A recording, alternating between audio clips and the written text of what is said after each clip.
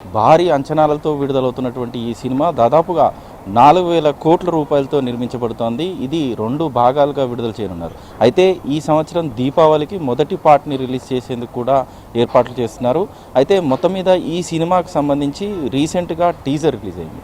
ఈ టీజర్లో రణబీర్ కపూర్కి సంబంధించినటువంటి శ్రీరాముడి గెటప్లో రణబీర్ కపూర్ పూర్తి స్థాయిలో న్యాయం చేశాడనేది ఈ టీజర్ ద్వారా తెలుస్తోంది. మొత్తం మీద రణబీర్ కపూర్కి సంబంధించినటువంటి అంటే హనుమాన్ జయంతి సందర్భంగా ఈ టీజర్ని రిలీజ్ చేయడం జరిగింది. ఈ టీజర్లో పూర్తిగా రాముడి యొక్క గెటప్ని రాముడి యొక్క క్యారెక్టర్కి సంబంధించినటువంటి కొన్ని సన్నివేశాలను ఆ టీజర్లో రిలీజ్ చేయడం జరిగింది. దాంతో ఒక్కసారిగా ఈ టీజర్ చూసిన వెంటనే భారీ అంచనాలు పెరిగాయి.